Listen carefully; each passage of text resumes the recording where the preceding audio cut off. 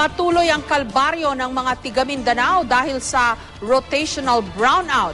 May nakikitang solusyon ang gobyerno pero magiging dagdag pasanin daw ito para sa mga residente. Sa kwenta ng Department of Energy, piso hanggang 4 na piso ang maaring dagdag singil per kilowatt hour sa kuryente. May report si Bernadette Reyes.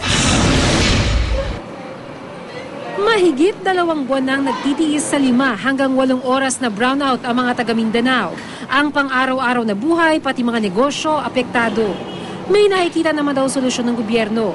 Ang pag-upa ng modular diesel generator set, pagbili ng genset at pag-utang sa National Electrification Administration ng mga electric cooperatives kapalit na mababang interes. Pero ang solusyon, dagdag pasanin sa mga residente.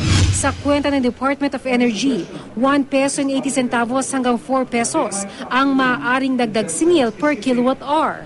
All of them, in fact, will mean higher electricity in the short term, in the next 2 years. Because it is a stopgap. After nyan, meron tayong 2015, dapat pumasok ka na at kumuha ka sa cheaper sources like coal. Majority of them mawawala ng brownout. Balik sa normal. Balik sa normal.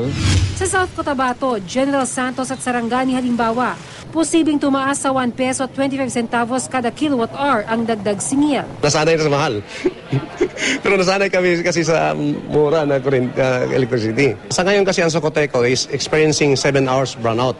Rotational. We split that to 3.5 hours a day. 2 taon na may rotational brownout sa Mindanao. Ayon sa National Grid Corporation of the Philippines o NGCP, malaki ang kakulangan ng supply sa kuryente sa Mindanao dahil sa natutuyong tubig sa Lake Lanao.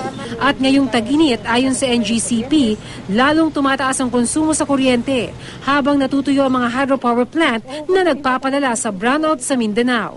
Pero tiniyak ng Mindanao Development Authority, wala munang rotating brownout sa Mindanao pagtungtong ng Mayo dahil sa eleksyon. Kaya tinitipid ng NGCP at NAPOCOR ang pagpapakawala ng tubig sa mga hydropower plant.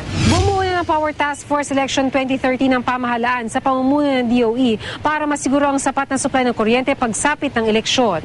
Ang pamahalaan lokal ng General Santos, pinag-aaralan na magdeklara ng state of calamity para raw magamit ang kanilang calamity fund dahil marami na raw negosyo ang apektado dahil sa brownout.